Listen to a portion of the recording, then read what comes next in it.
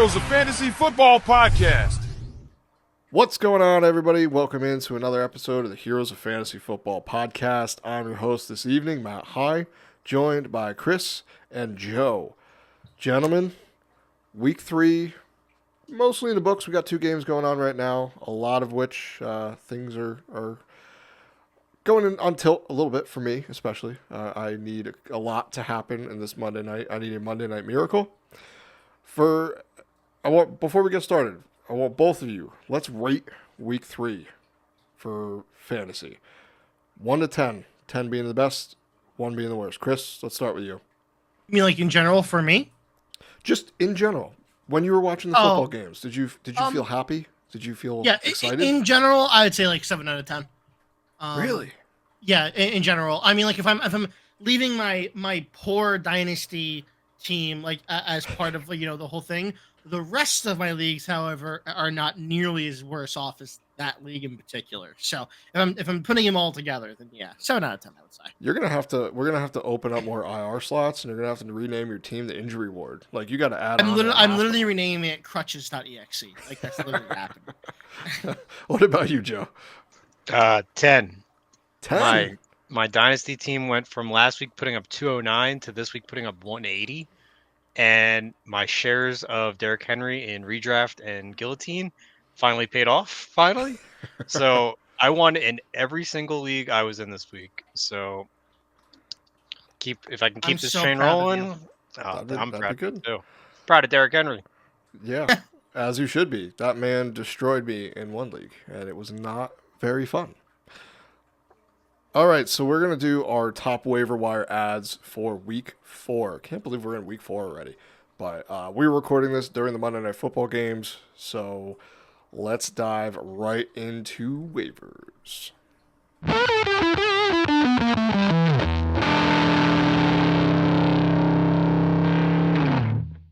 All right, so our first waiver, we're going to go by quarterback. I don't know how you guys feel, but this doesn't feel like the biggest waiver wire week. Like, there's not many really big names you really want to get. We'll get to the guy, and you know which guy I'm talking about. But first one here I have is Justin Fields. He looks pretty good. He's running a system that he doesn't need to do too much. Like, they're trying to run the ball and play good defense, which has seemed to lower his mistakes a little bit. They're trying to hide him a little bit. But I was pretty wrong about this. I thought the Steelers' offense was going to be abysmal this year, and I should have had more faith in Mike Tomlin. He is the real deal, and he knows how to get the best out of his players. But Justin Fields is 16% rostered in most leagues, according to Yahoo. Next matchup is the Indianapolis Colts. Last week he had 32 pass attempts, 25 completions, 245 passing yards, a touchdown, interception, along with 6 rush attempts for 6 yards and a score on the ground. Let's just face it, this week, there was a lot of weird things that happened to quarterback. Your number 1 quarterback, I believe, was... Who was it this week? It wasn't Baker. It was not Derek Carr. Spoiler alert. So I apologize for that call last week. I feel like I'm the reason for that. Daniel Jones was good. That never happens. It was a weird week for quarterback. We can't forget about the man, the myth, the legend, Andy Dalton. Andy Dalton was your quarterback, too. I think it was Sam Darnold that finished at QB1, right? 4 passing touchdowns. I think. Yeah. It's weird. Feels weird. The NFL season so far has been just like, here's logic, okay, right here. You just crush and throw it out the window because that's how things work. But if you're in a need for a quarterback, a spot start, going against the Indianapolis Colts, their defense is not bad. Their defense is actually pretty good. They beat up on the Bears pretty good last week. I know Caleb was able to do a decent amount through the air against them, but they still lost the game. So part of that is on the Indianapolis Colts defense. But are you looking to add Justin Fields? And because it doesn't seem like he's losing this job. Russell Wilson is still out. I don't know if we're going to see him again. Russell Wilson kind of reminds me of Michael Thomas, where something really obscure happened and he'll never see the field ever again, which is so weird to say. In terms of the Justin Fields, like, do you roster him? I think, Cap, you're rostering him if you're like really, really desperate for QBs. I'm not rostering unless if that is the case. I'd rather roster the other guy we're going to talk about personally, in my opinion. And then there's like plenty of other quarterbacks as well, probably in your probably in your waivers that just have favorable matchups. And I might rather. It's not that I'm a Justin Fields non-believer. I just there's a part of me that knows how just I guess flexible this offense is, and there are going to be times where he's just not going to get that many fantasy points for you because of how they want to run the game plan. That's just I feel like this is kind of how this is going based on the kind of start that he's had. So I don't think it'd be a bad pickup, especially going to this week against the Colts. But you'll get like a good middling number there, like middle of the pack quarterback, I think, in terms of ranking. But yeah, I'm probably avoiding it. What do you think, Joe? No, we get it. You hate Justin Fields. Yeah, I hate Justin Fields. I want that plastered. I want that clipped. I hate him. I'll clip it. Good. Don't worry. Good. Yeah. I own Justin Fields in Dynasty, but in a redraft perspective, with Russell still being there, although I don't think he's losing the job anytime soon to him. Just the inconsistency. I know he had a killer week last week, but I'm a little hesitant. Whereas the other guy we're going to talk about has been consistent all 3 weeks. And I know he's not on our list to talk about, but Andy Dalton impressed me. And I would maybe take the shot on him. So, Ow. Andy Dalton, this is a fun stat. He is the only quarterback this season to throw for over 300 yards and 3 touchdowns in a single game. Who knew he was the answer at quarterback that we needed to drive the quarterback touchdown rate up? He looked awesome, and it proves to me that the offense is not the problem. It's a Bryce Young issue. Because if Andy Dalton can do it, I think he got the right pieces. I just want to say, I'm not going to spend too much time speaking about Andy Dalton, but I just want to say, yes, he had a fantastic game. That offense looked electric, right? I'm not going to deny that in any way. I did mention this before. I'm going to keep mentioning it now because this always happens. You are probably safe in starting him for the next couple weeks. Do not get comfortable. Don't. I keep saying this. This is a fallacy, right? As offenses learn his game, as they begin to adjust in game plan, it looks dynamic. It feels dynamic. But in reality, it could actually just be a complete farce. It could only be an actual just like, okay, they got a couple plays. Everything kind of mixes up together right now because new QB. So just be like you're probably good safely starting him at the moment. I would just be very, very careful in the future of starting him, especially seeming that the Panthers seem to want to bring Bryce Young back into the game, which I question, to be quite honest with you, but whatever. I'm not, I don't run teams. But yeah, just be very careful. Yes. Very careful. All right, so speaking of the next guy here, that Joe brought him up, Sam Darnold is still only rostered in 29% of leagues. He gets the Green Bay Packers next week in week 4. This past week was 28 pass attempts, 17 completions, 181 total passing yards, and 4 touchdowns through the air. He's going to have a tough test. We've seen this Green Bay Packers defense really limit opposing offenses. They didn't play the best offenses, so it's kind of like chicken or the egg. But I mean, Jair Alexander is a force not to be reckoned with as a quarterback, and I think this is the real test.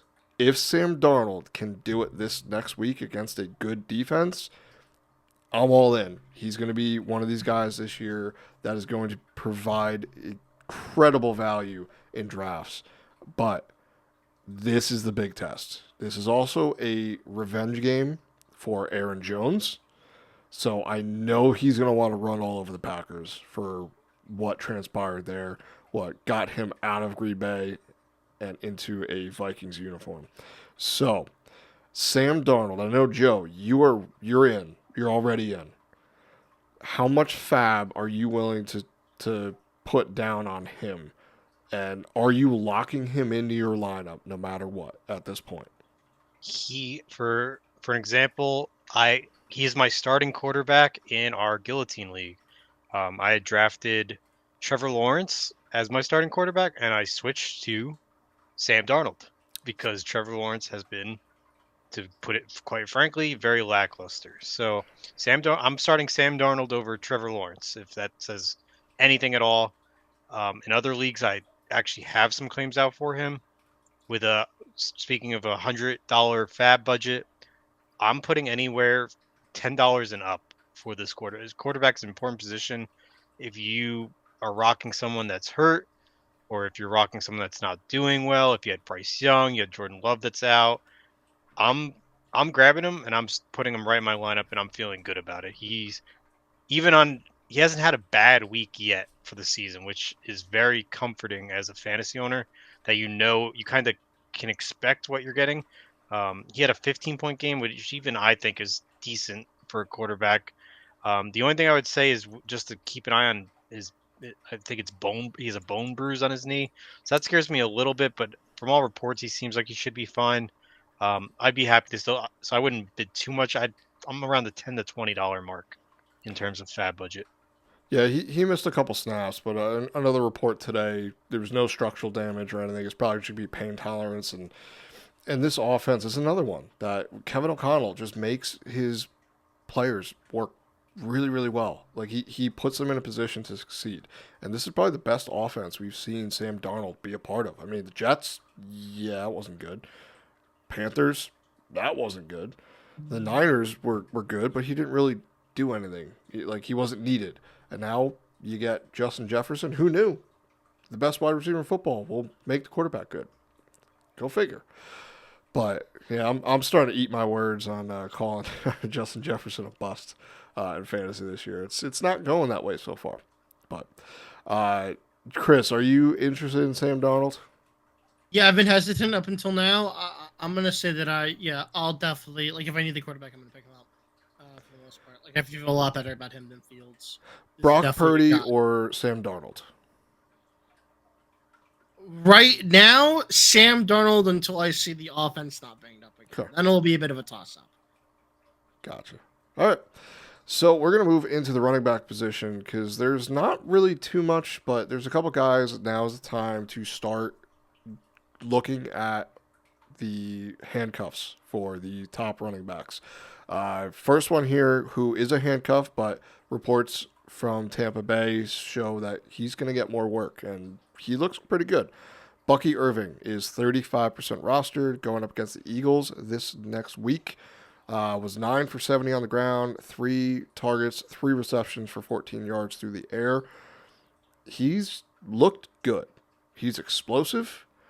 Rashad White has the pass catching role for the most part, but he hasn't really looked too good so far this season. So could this be time to get Bucky Irving, and could he be a potential league winner? You know, I mean, Kyron Williams was started out this way last year, and look what happened to him. What are you, Joe? Let's start with you. Bucky Irving, is he a couple week wonder, or are you looking for him long term to fill the running back slot? I'm looking for him long term. He looks really good. The Bucks obviously believe in him, which is nice to see. I was pretty high on him coming out of college, and everyone was kind of fell off on him just because he was behind White, and everyone's like, "Oh, well, White's the clear starter," which he still is. But Bucky's seeing a lot of activity in that offense, and that makes me, as an owner, very happy. I'd be happy to, if I needed to put him in a running back slot, say you're one of the unfortunate ones that had an injury to Pacheco or any of the other ones, you could just throw Bucky Irving in there as like a decent option this late in the season, even though it's only week 3. I know it's thin pickings out there for running backs for clear starters. Yeah. So I'd be very happy getting Bucky and putting him in, especially with a couple of other these guys on the list. So yeah, for a fab budget perspective, I'd say I'm kind of around the $10 mark, maybe a little more, maybe like 15-ish dollars if you really need a running back. But Bucky looks good. He looks real good. I like what I see. What about you, Chris? I know you're the Rashad White owner, so this might hurt a little bit, but sometimes fantasy hurts. So here's my thought process. Okay, but I think Bucky Irving looks fantastic. I really do. I think he looks great. I have concerns. I am throwing probably around $11 to fab on him. Bucky Irving, and this is my bold kind of claim here. The way that the Tampa Bay is using him in comparison with Rashad White, this kind of reminds me of Tony Pollard and Ezekiel Elliott when everyone was saying that Pollard could be the future. There's just the way they're using him. They spread it out. They don't let him get all of his reps in one go. As if there's worries of a continuous, like if he's like the number one, he will get burnt out before the end of the game, which is never good. Now that could be wrong. This is pure speculation. This is just based on how I see them using him, and it's still, I mean, 9 for 70 on the ground is fantastic, right? All of a sudden, you turn one of those rushes into a touchdown, and that's a fantastic week. That's RB2 territory, maybe one depending on how you're feeling on running backs, right? So I like definitely pick him up, especially if you're Rashad White if he's there. 100% pick him up. But yeah, that's kind of where I'm feeling the Bucky Irving train going. I think I could be wrong. That's kind of what I get when I watch Bucky Irving, a guy that like they will pepper in throughout the offensive scheme. Kind of, I feel like what AJ Dillon was supposed to be, but then never ended up actually being able to do because he's bad. He did for a little bit, and then it He then it did. just He turned did. sad. Then it was just sad. But all right, so next guy here, Braylon Allen on the New York Jets. He's been taking a little bit of work off of Brees, and I did not anticipate that. But he's 36% rostered, going up against the Denver Broncos next week. 11 for 55 on the ground, 3 targets, 3 receptions for 13 yards through the air. He's mostly a handcuff, but I think he might actually have flex appeal on a weekly basis. Are you willing to put him in your flex if you had to? I mean, it looks a little weird with the running backs, with the amount of injuries we have. I know Najee Harris popped up on the injury report in a sling today. Jalen Warren. So like there, it could be a need where you might need to look for him and have him be a spot start. So how much fab, and is he a flex or just a handcuff? Joe, what do you think? That's a good question. And personally, I do think Braylon Allen does look really good. I think I'm only looking for him, one, if I'm a Brees owner, and two, if I really need a running back. Some of these other guys excite me a little bit more than Braylon Allen. He's looking like week 1 he had 18, week 2 35% snap share, and then week 3 a 32% snap share, which isn't the worst, but it's also less than 40%, which is not ideal for fantasy purposes. He definitely saved week 2 with that one touchdown that he had, and he did have 33 yards and some yards receiving, but he only had 1 week where he broke 10 fantasy points. That makes me a little bit nervous for a fantasy perspective. I like him more as a dynasty hold rather than a redraft pickup for fab. So I think I'm avoiding him in my redraft leagues. Not that I hate Braylon Allen. I think he's a great player. Just that Brees is there and he is the guy right now. So he's more of a dynasty hold more than a redraft pickup. Chris, same question. Is Braylon Allen a flex, or is he just a handcuff? Like if I need to flex him, sure, but under normal circumstances, no. Hopefully I you wouldn't. don't. Yeah, hopefully. That's what I'm trying to say here. Hopefully you don't need that. But yeah, Braylon Allen, in my opinion, right now is there to increase the shelf life of Brees Hall. And it seems to be doing wonders. And obviously, you might have the week 2 performance to kind of help you a little bit. But yeah, I would only pick him up as Joe said if you have Brees Hall. Like throw $1 or $2, shove him on your bench if you want, or honestly, just pick up another random backup. I don't know, running back on the waivers and stuff. Like, truthfully, it's up to you because there's no saying that Braylon Allen will be able to put those same results as Brees Hall. I mean, look at Jordan Mason, right? He hasn't really had that high since that week 1 that he started for Christian McCaffrey. So, but yeah, that's my take. Gotcha. All right, so the next guys will go in kind of quick. Cam Akers, mostly rostered at this point with last week of Joe Mixon and Damian Pierce being out. Cam Akers, 46% roster, going against the Jaguars. Didn't do a whole heck of a lot last week. I don't think we really need to talk to him too much, but are you smiling about the Shakir touchdown just happened, Joe? No, Is, what are you talking about? Cam Akers scored a touchdown. Didn't he score 2 touchdowns? No, he only had one. He had One. his Yeah, stats were 9 for 21 on the ground, which is abysmal. Yeah, he caught a receiving touchdown though. Yeah, his only catch was an 8-yard touchdown. That was it. That- So Hey man, I'll take it. I picked him up and I slotted him in my flex. I think I spent 0 fab on him, and I'm very happy. So yeah, no, he had a good result last week for fantasy. It's just I don't know how much you can put on that. I think to me he's more of a handcuff to Joe Mixon than anything else. If Joe Mixon is healthy, you obviously do not play Cam Akers. But with Joe Mixon out and Pierce both out, he put up 9.4 points against Minnesota, which is a pretty good defense right now. And look at their schedule going forward. They have Jacksonville, which looks pretty bad. They have Buffalo week 5, which have been letting up a decent amount of points. New England's going to be a little bit tough matchup, and then Green Bay. Like, those aren't the worst matchups for the run game. So if Joe Mixon's out, I'm slamming Cam Akers in that running back slot if you need him.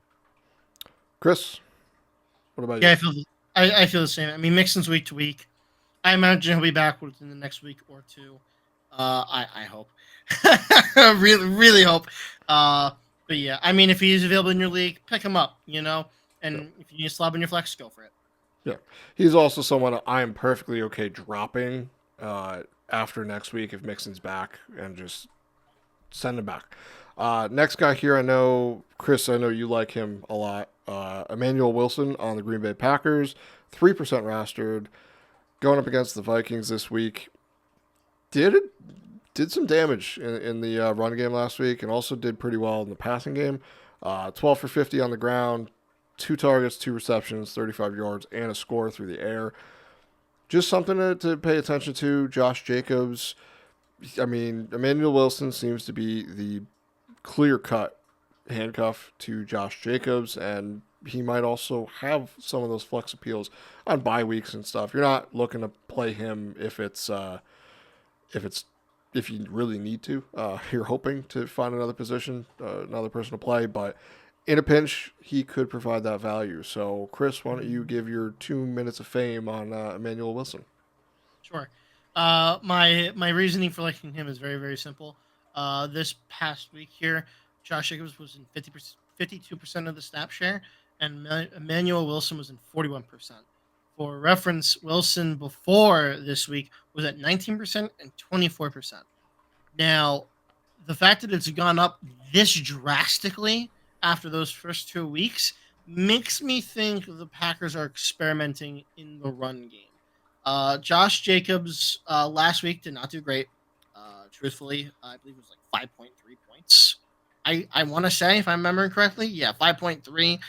He had decent first 2 weeks, but nothing crazy. So it's making me think they want to experiment a little bit here, and I'd only want to pick him up to kind of have that sort of like, if for some reason Josh Jacobs fall out of favor for whatever reason, I don't know why that would be the case, but if that happens, I would like the guy before he gets anything crazy. $1-2 a fab and call it a day. Gotcha. Joe, are you putting in anything for Emmanuel Wilson? Oh yeah, I'd like to pick him up. I mean, last week he played 41% of snaps, which is nice to see. The rookie Marshawn Lloyd's out, so pretty much Emmanuel is that clear-cut handcuff to Josh Jacobs. I think the run game was a little tough that week. Neither of them really. I think Wilson got 50 yards and Jacobs got 43 yards. Wilson really saved himself with the receiving game, which helped. So it's something to keep an eye on. And I wouldn't mind rostering him if you have the room, for sure. Under $5. Yeah. Fab. And let's remember too, Jordan Love might be back, so this offense could get even better.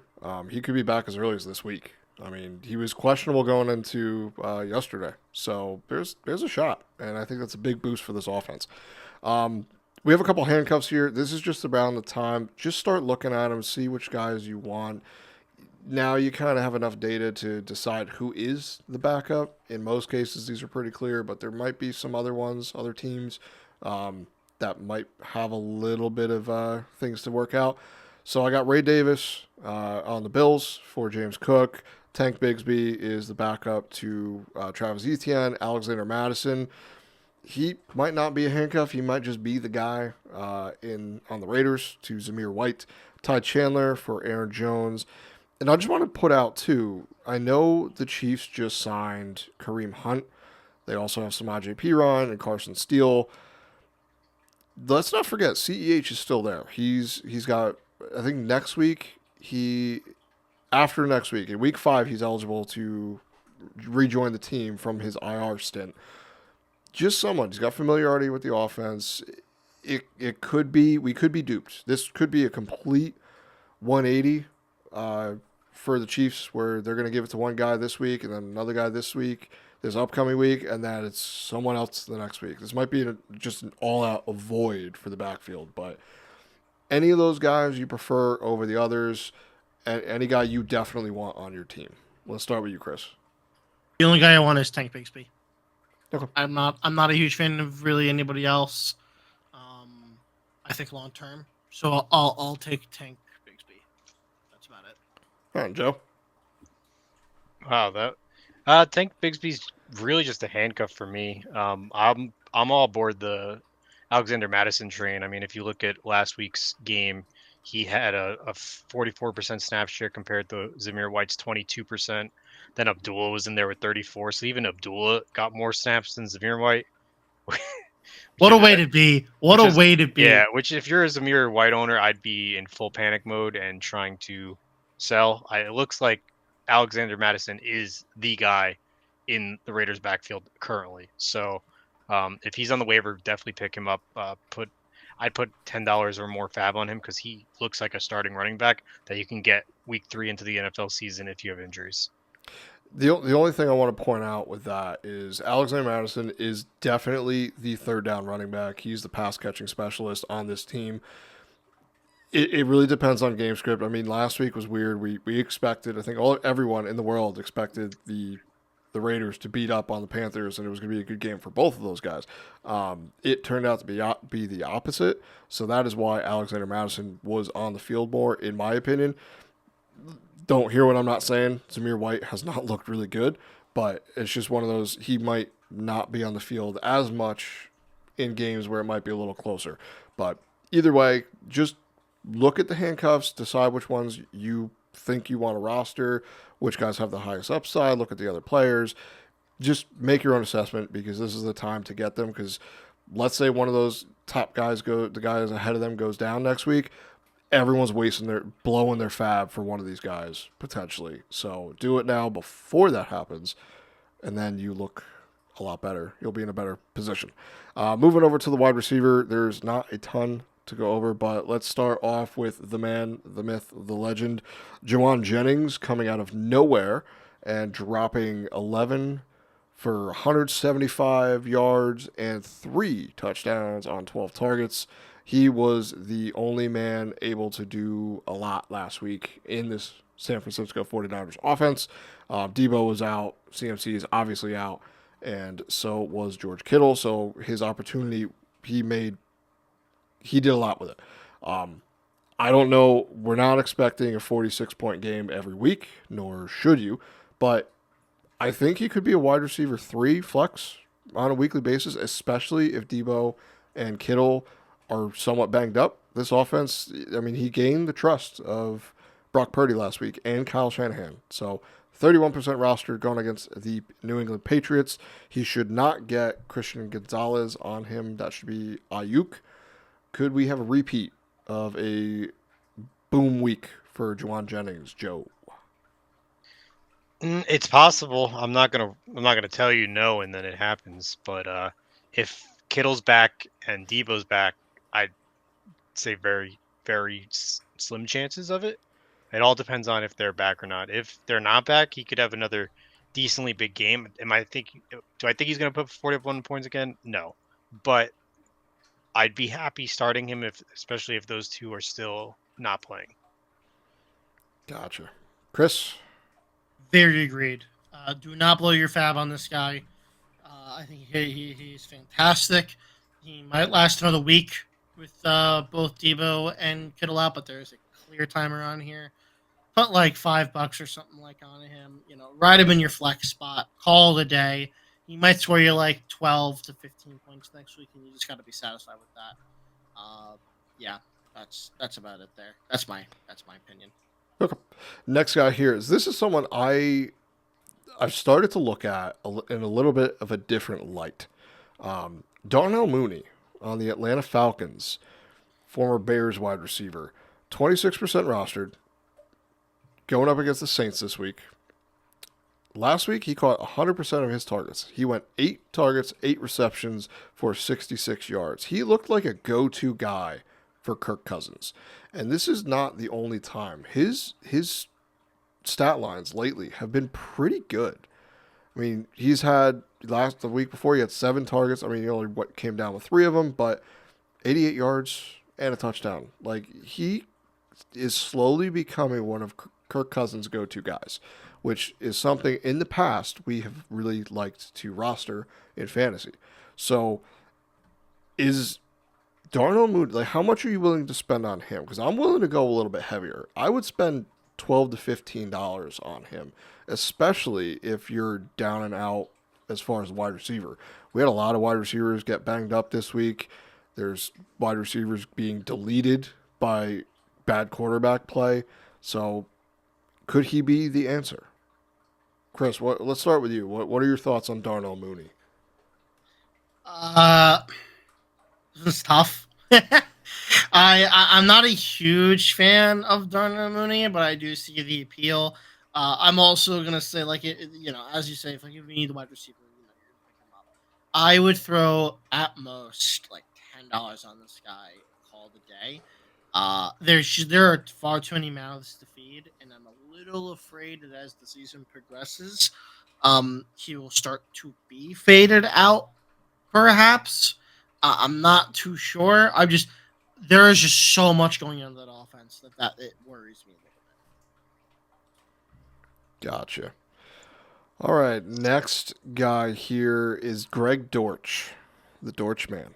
10% rostered going up against the Washington Commanders, which is a very, very juicy matchup. We had last week, he went 6 targets, 3 receptions for 35 yards. So not a stellar day, but at the same time, next week, it ain't going to matter because they're going up against the Commanders, and they are pretty darn bad. So, any of these guys, are you willing to roster Greg Dortch and see what happens just for next week, if that's it? As someone who's very down in wide receivers in our Dynasty League, I will most likely be playing Greg Dortch next week against whoever I play against in that league, because they're going up against the Commanders. Like, why not? There's only going to be one time I'm able to do this. That's about it. What about you, Joe? What do you think? No, I'm not rostering Greg Dortch. He 66% snap share was the highest last week. He had 61-35. He's playing behind Trey McBride. I know he's a little beat up, but he's playing behind Marvin Harrison and he's playing behind Michael Wilson. He is the 4th option in that offense. I'd rather have someone else. I'd rather have Darnell Mooney. Oh, me too. Yeah, you gotta give love to the Dortch man. The Dorchinator. He's there. There we go. Alan Lazard is someone I never thought we'd be bringing up again, but here we are, heading into week 4. Wide receivers are pretty bad. 30% rostered, heading up against the Denver Broncos. Last week, 3 targets, 3 receptions for 38 yards and a score. Seems to be a red zone threat for Aaron Rodgers, which he always was with the Packers, but I'm not chasing this. I don't know if you guys think differently, but I'm not chasing this result at all. I think if you're down on wide receivers, I would do it. I'm gonna do it. In Dynasty more likely. Like I just like it really pains me to say it, but the touchdown sort of like chance I can take here. Clearly, the defenses are very much covering Garrett. I mean, even Aaron Rodgers said it. Like the defenses are just all over Garrett Wilson. So like I'm willing to take a chance if and I think you guys should be too. If your wide receiver room looks horrid, right? You might as well. If it doesn't, don't bother. Like, but I feel like this is an okay thing to get. Like, if this guy's in your flex and scores you 7 to 12 points, I think you're pretty happy personally. That's how I'm going to take it. What do you think, Joe? Yeah, I'm picking up Lazard if I can, if he's available. I mean, he looks to be a very pivotal part of that offense with Aaron Rodgers there. Always above 80% snap share. He's gotten 3 touchdowns in 3 weeks so far. I mean, I wouldn't expect that every week, but if the Jets are playing well, look for him to get targets. And yeah, he's worth a flex spot for me. Okay. Moving in here to tight ends, there's only really two that I'm looking at. Cole Kmet coming off a huge week. 41% roster going up against the Rams in week 4. Last week, he went for 11 targets, 10 receptions, 97 yards, and a touchdown. So, with tight end being real bad, are you chasing his week 3 stat line? No. Uh, Like, What? if I need him, I'll pick him up. But I'm not expecting 20 points after the first 2 weeks. He went 0.9 and 4.7. With the barren landscape of tight end, I might grab him to try out. I mean, he played 48 snap share week 1, then 77, then 81, so it's consistently going up, which is a good sign. And he's building more rapport with his rookie quarterback, which I like. I'd take a shot on him. I mean, I'm playing Brandon Strange right now, who I haven't looked if he even has a catch yet, but I had no one else because Tucker got hurt. So it's like it's rough out there for tight end. So he has 1 catch for 6 yards. I was So just about to say, do you want to be sad or Let's you want to? go. I already won, so I'm not too worried. But I think I'm gonna take a shot. I'm gonna put some waiver in for this guy. It's not gonna be anything crazy. It's gonna be maybe 6-7 of my fab budget because I'm just taking shots in the dark. Do I think he's gonna repeat this stat line? No, but I'd be happy with 7-8 points. So Yeah, I wish I won. I'm being destroyed by Josh Allen currently. It's not fun. I don't feel good. Next guy here, Zach Ertz. This is just someone he's playing right now. I just wanted to throw out there because he's not really rostered going up against the Cardinals next week. He's someone that might get targets, and we'll wait to see what happens after this game. Like I said, they're playing against the Cincinnati Bengals on Monday Night Football, so we'll have an idea. But he did well 2 weeks ago, actually, last week I believe, actually. So it's just one of those things you might want to kind of pay attention to.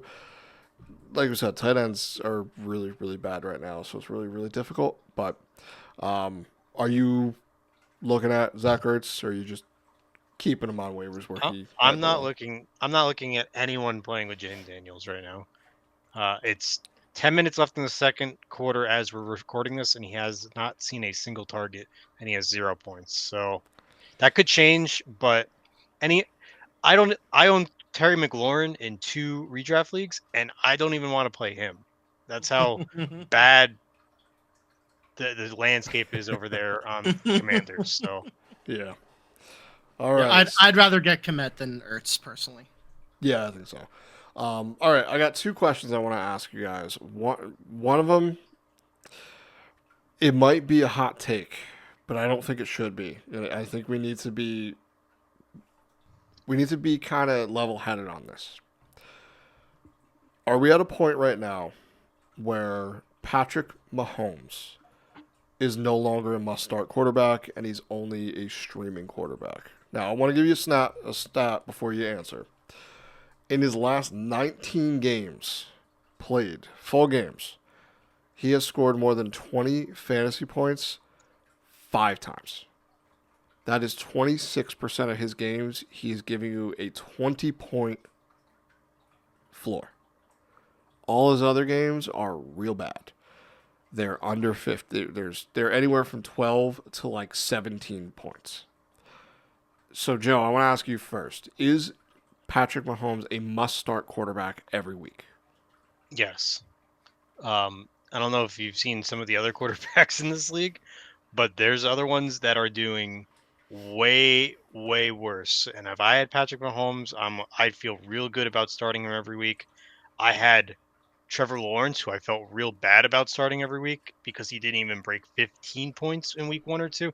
Granted, he played some pretty good defenses, but it's week 3 right now. They're at halftime, and he currently has, let me look, 1.66 points. 1.66. Trevor Lawrence. He threw a touchdown before. He has 1.66 points. How many interceptions does this man throw? Sorry, He doesn't have a touchdown. It's 3:34 at the half. Yeah, So there's no touchdown.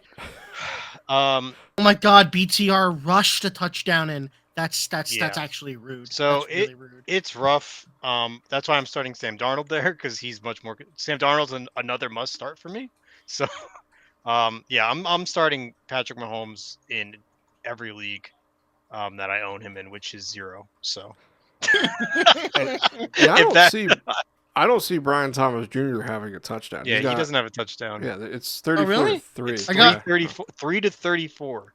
Yeah, I have on my. Oh wow. I have on my. Brian Robinson rushed a touchdown on the Commanders. Different game. Oh, you're absolutely right. There's 2 football games on tonight. Yeah. There. Yeah. Got a double Monday going on right now. Sorry, guys. Sorry, it's on me. All right. So, Chris.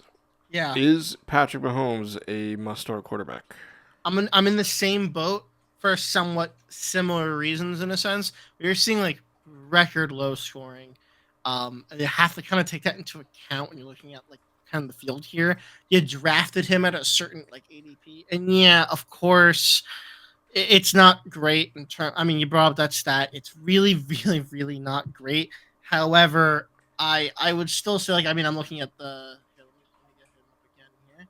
I go to Mahomes. You know, he's currently in the QB 10 at the moment. 18.5, 16.45, and 19.5 is weeks 1 through 3, respectively. Going up against, in the next week, the Chargers and New Orleans. New Orleans is not like the worst defense, but the Chargers definitely could possibly leave a lot to be desired. They've done well so far, but competition has been a little here and there. I think it is just because it's so tough to say, obviously, because of the fall and everything, but like the talent's there. There's wide receivers are there. I mean, all it takes is Kelsey coming back and having a field day or whatever. Like, I feel like you start him just because ADP. Who else are you gonna start? You know, realistically speaking, you know, I mean, I maybe Sam Darnold if you really want to be all spunky about it, but. No, I'm starting. I also have no shares of Patrick Mahomes, but I'm starting him if I have. He's had 6 games as a top 12 quarterback in the same amount of time. That's it. Top 12. That means there's a lot of quarterbacks that have nudged him out. So if anything, this is a lesson that you should all take from us to never draft a quarterback early in your redraft leagues. If you drafted Mahomes, this is your fault. You guys did this to yourselves. We tried to warn you. I've been saying it since day one. It's like my creed to never take a quarterback. All right. So next question here. We gotta bring up the elephant in the room, or the other elephant in the room. What is going on with the tight end position? I was one of the ones that bought into this could be the deepest tight end class for fantasy that we've had in years. We've been waiting for tight ends to do things, and it's not been pretty. It's been very, very upsetting. These are your current top 12 tight ends, minus the guys going tonight.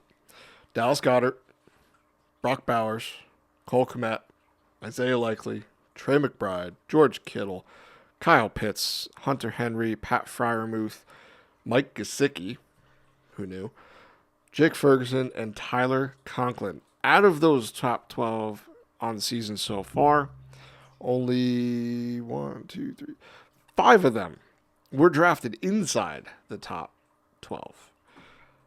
Isaiah Likely is coming off a very bad performance 2 weeks in a row. His stats are being held by his week 1 explosion. George Kittle didn't play this week. Kyle Pitts has been doing Kyle Pitts things. Pass interference call.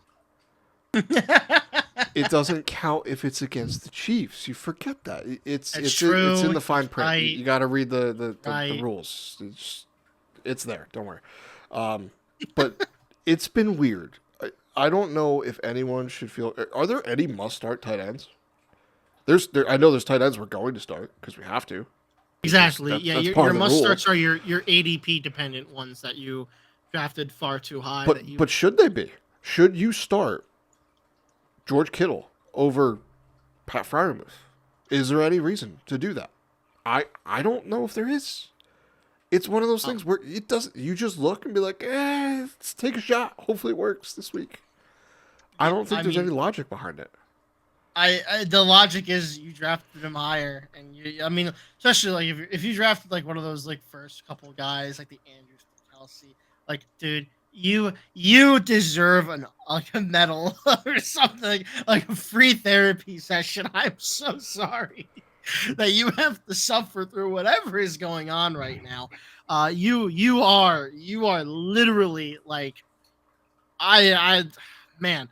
Yeah, it's bad. It's really, really bad. I don't really know even what to say regarding the tight end class. I mean, I would say I'm actually looking it up right now. I'm gonna look this up and make sure I'm not about to be lying to you. Yeah, I'm gonna say it right now. I think like despite this past week, right? The 8.8 points and 14.3 points and the 5.6. Like I'm okay. I'll leave and kind of chart that off. That was a weird game. Brock Bowers looks to be like kind of a guy I am more dependent on than anybody else in the tight end room at the current moment. I'm okay with stability over the Isaiah Likely one game God mode over anybody else. I value stability over everything else in that position. I think like if you get me 8 points a week, I'm happy at the tight end position. It's very weird that we're going that high for a rookie tight end, but Bowers looks amazing, and I would love to get him. But the person who has him is never going to give him up because there's not a tight end in the league you can give to me right now that I'm trading you Brock Bowers for. Not a single one. He's the one I want, and I was very high on Trey McBride. I was very high on a couple of those guys. I do not care. I want Brock Bowers, and I will trade what I need to get him. But the person who has him will not be trading him. So Joe, I know you're big on Brock Bowers. Is there any outside of him? Well, I think we'll all agree he's the only guy. Outside of him, are there any guys you are confident week in that they're going to give you a solid performance? At tight end, it's. I know it's kind of like an oxymoron, but you know. It's a barren landscape. I mean, I don't want to do my own homework, but I was talking about Brock Bowers being an underrated late tight end you could get in drafts for a while now. But Sam Laporte has the ankle injury. It's rough out there.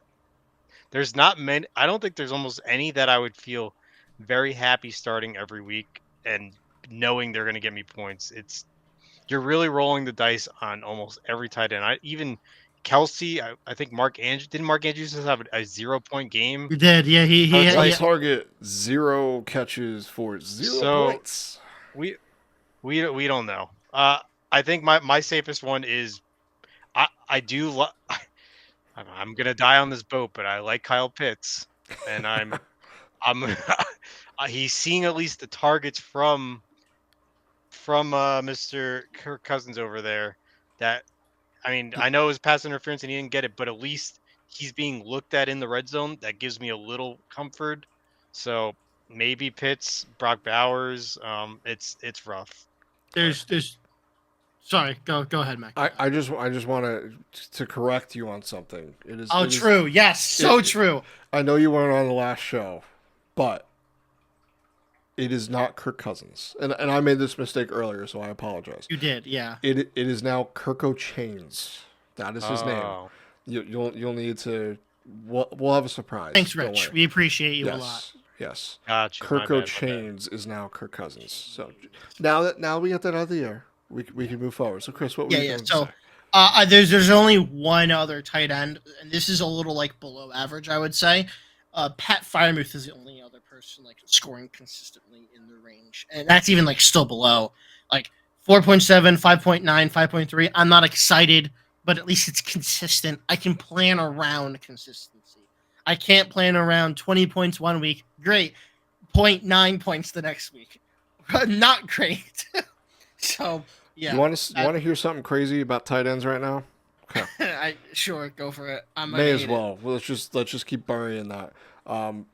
Dallas Goedert is your tight end 1 on the fantasy season currently. His stats this past week were 11 targets, 10 receptions for 170 yards. These are his stats on the season. 20 targets, 17 receptions, 239 yards, averaging 10.8 fantasy points a game. Most of that was scored last week. That's it. 1 week is what's making him tight end 1. Tight end is really bad this year, and I never thought I would say that this year. It looked really good. But I'm done kind of getting hurt by the tight end. I don't know about you guys, so I say we just bounce out of here and call it a day and go on to our normally scheduled episodes.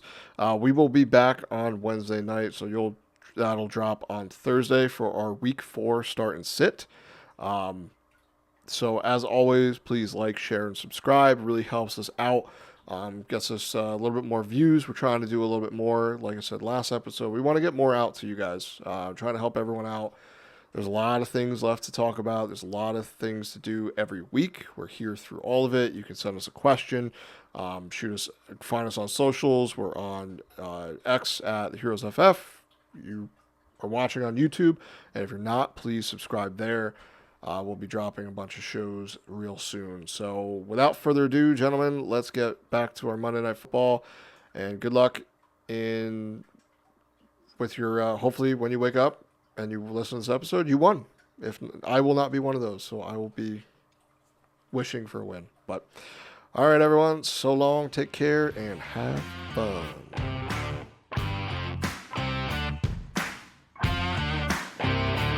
Thank you again for tuning in to another episode of the Heroes of Fantasy Football podcast. Follow us on Twitter at the Heroes FF.